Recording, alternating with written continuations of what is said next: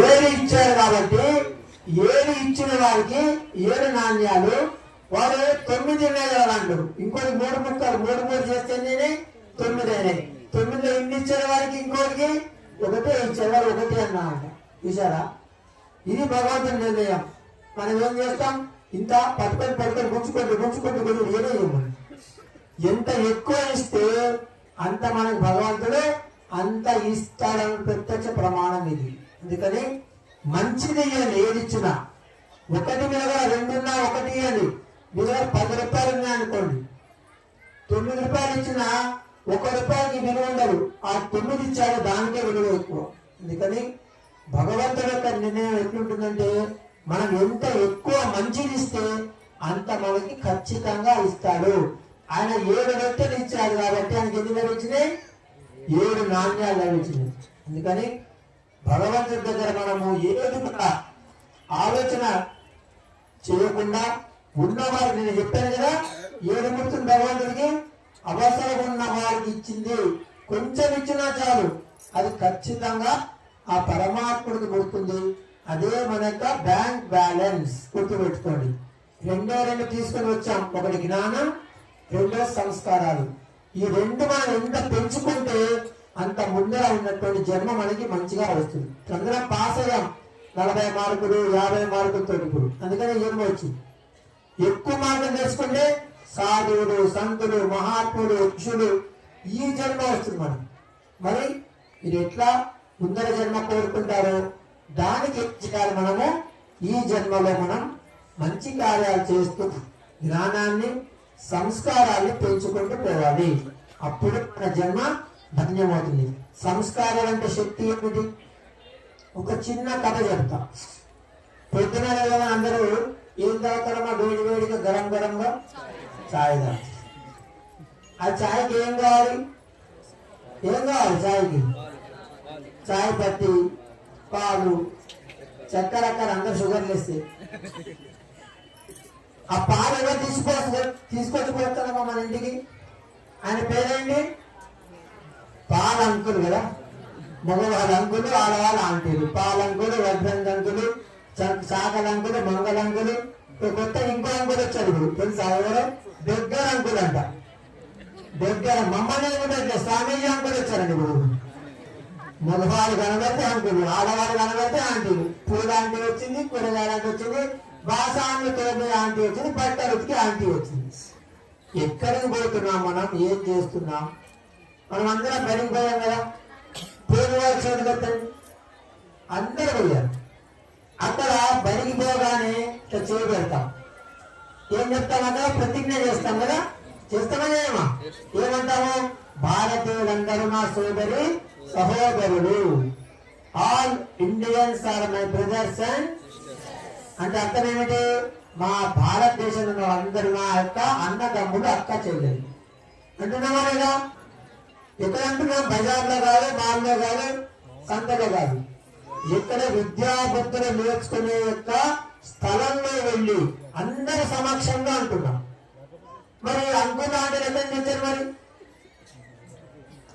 విదేశాల నుంచి వస్తే వాళ్ళు ఆంటీలు అంకులు కాదు. కానీ మన దేశంలో అందరూ అన్నదమ్ములు అన్నప్పుడు అంకులు అంటే ఎందుకు పిలవాలి మనం? ఎక్కడికి పోతున్నాం, ఏం చేస్తున్నాం చెప్పేదేనా? మనము చేయాలి, చేసేది అక్కర్లేదా? అందుకనే మనకి అన్ని సమస్యలు.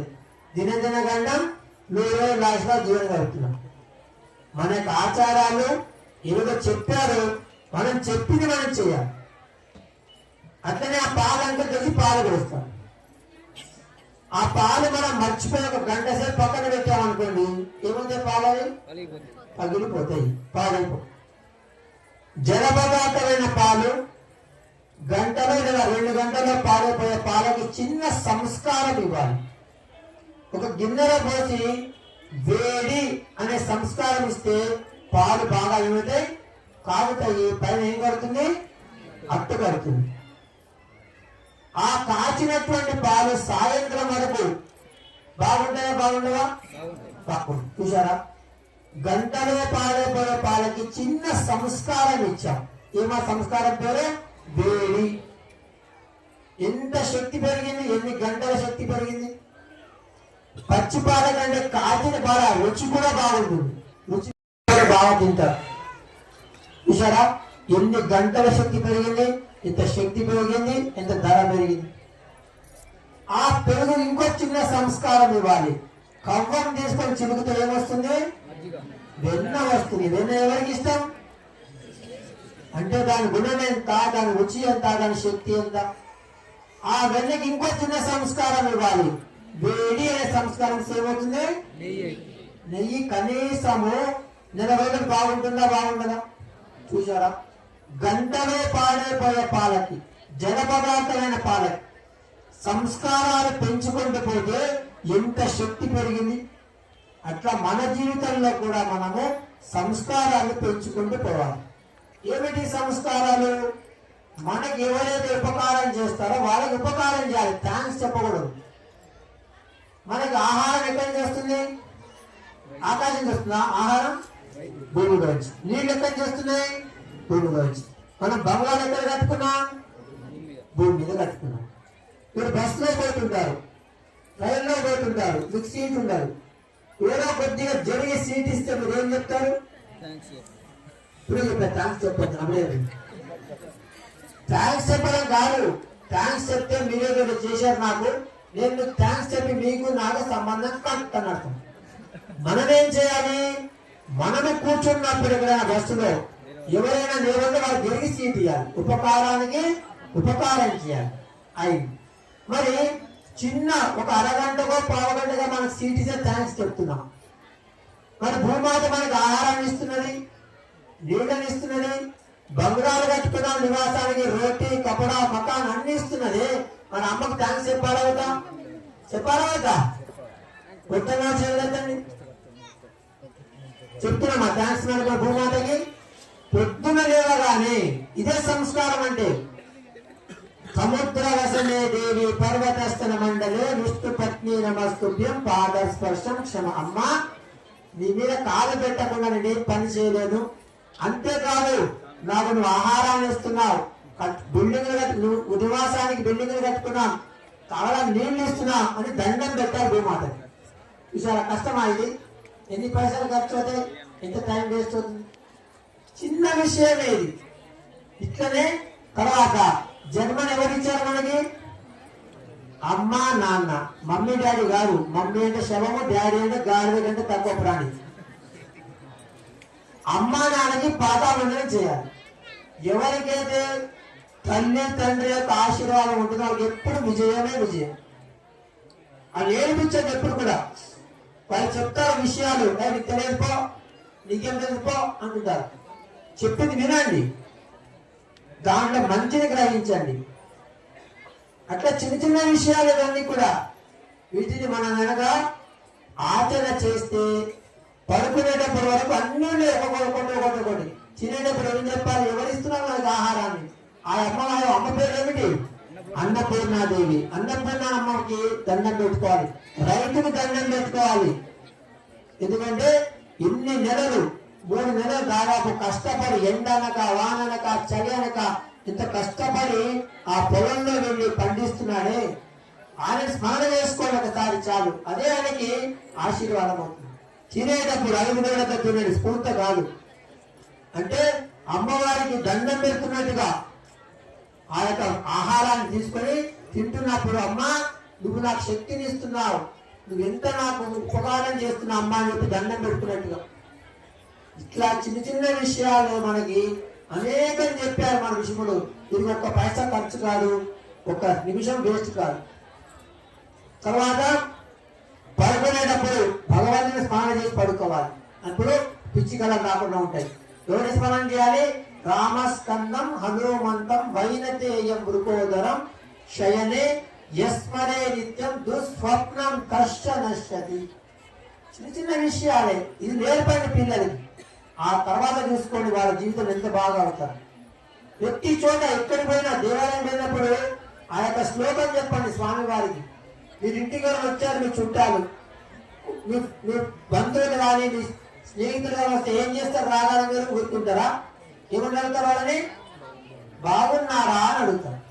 వాళ్ళు ఏమంటారు, బాగున్నాం, మీరు బాగున్నారా అంటారు, పలకరించారు. అట్లనే గుడికి వెళ్తే ఆ స్వామి వారిని కానీ అమ్మవారిని కానీ పలకరించాలి. ఎట్లా? వాళ్ళ శ్లోకాలు ఉన్నాయి. దీనికి ఏం చెప్పాలి? శాంతాకారం భుజగ శయనం పద్మనాభం సురేశం విశ్వాధారం గగన సదృశం మేఘవర్ణం శుభాంగం లక్ష్మీకాంతం కమల నయనం యోగి వృద్ధ్యానగమ్యం వందే విష్ణు భవభయహరం సర్వలోకైకనాథం. చూసారా? ఇది నేర్పడిన పిల్లలకి వాళ్ళు నేర్చుకున్నది చెప్పాలని గుడికి వెళ్తారు. గుడికి వెళ్ళినప్పుడు వాళ్ళ యొక్క ఆలోచన శక్తి మారిపోతుంది, జ్ఞాపక శక్తి పెరుగుతుంది, ఏకాగ్రత పెరుగుతుంది, ఇవన్నీ జరుగుతాయి. శివానికి వెళ్ళాం, చాలా సులభం, ఓం నమః శివాయ అంతే. అమ్మవారికి వెళ్ళాం, సర్వమంగళ మాంగళ్యే శివే సర్వార్థ సాధకే శరణ్యే త్ర్యంబకే దేవి నారాయణి నమోస్తే. చిన్న చిన్నవి నేర్పండి పిల్లలకి. మీరు ఇంట్లో కూర్చోబెట్టి ఇప్పుడు ఎక్కడ పోకలే, మీ గూగుల్ చెప్తుంది అన్ని కావాలండి, దాన్ని టైప్ చేయండి. హనుమంతుడి శ్లోకం అనండి, శివ శ్లోకం అనండి, నరసింహస్వామి అన్ని చెప్తున్నారు. అది మీరు వినండి. ఆడియో కూడా ఉన్నది. మీరు చదివే పని, చదువు రావాలనే సమస్య లేదు. ఆడియో వినండి, నేర్చుకోండి, నేర్పండి. ఇది మీరు చేస్తే తప్పకుండా మీ పిల్లలు ఉన్నత స్థాయికి వస్తారు. మీకు కూడా సంతోషం వేస్తుంది. ఇట్లా చేస్తారని ఆశిస్తూ మీ అందరికీ హంపి క్షేత్రాధిపతి విరూపాక్ష స్వామి వారు, అమ్మవారు పంపాదేవి, అమ్మవారు భువనేశ్వర దేవత పాటు లక్ష్మీ నరసింహస్వామి వారితో పాటు సమస్త దేవి దేవతలు మీ అందరికీ ఆయురారోగ్య ఐశ్వర్యాలతో పాటు మంచి జ్ఞానాన్ని ప్రసాదించాలని ప్రార్థిస్తూ నా వానికి విరామాన్ని ఇస్తాను. సర్వే జన సమస్త సన్మంగళాని భవంతు. ఓం తత్సత్. లక్ష్మీ నరసింహ భగవానికి, లక్ష్మీ నరసింహ భగవానికి. తిన్నరా పొద్దున్న? చాయ్ తాగలేదా? కింద పైకి కిందికి రావాలి, అంతకంటే చెప్పాలి. లక్ష్మీ నరసింహ భగవానికి.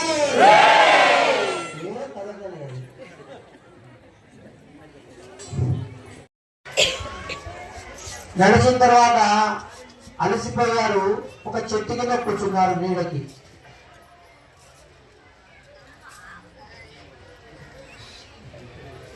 అంతలోకి వేరే ఒక బాటసారి అదే దారిలో పోతూ వచ్చాడు. అక్కడికి వచ్చి వాళ్ళని అడిగాడు, మీరు ఇక్కడ కూర్చోవచ్చా అని అడిగాడు. ఎండగా ఉన్నది. వాళ్ళు చెప్పారు కదా, మేము కూడా నీలాగనే వచ్చాం, ముందుకు వెళుతున్నాం, మేము కూర్చున్నాం, మీరు కూర్చొని ఉన్నాం. కూర్చున్న తర్వాత చాలాసేపు అయిపోయిన తర్వాత ఆయన మెల్లగా కొత్తగా వచ్చిన ఆయన అన్నాడు కదా, నాకు ఆకలి అవుతున్నది, నేను ముందుకు వెళతాను అన్నాడు. ఇప్పుడు వీళ్ళిద్దరు అన్నారు కదా, మాకు కూడా ఆకలి అవుతున్నది, మా దగ్గర 8 రొట్టెలు ఉన్నాయి, ఒక ఆయన 5, ఇంకో ఆయన 3.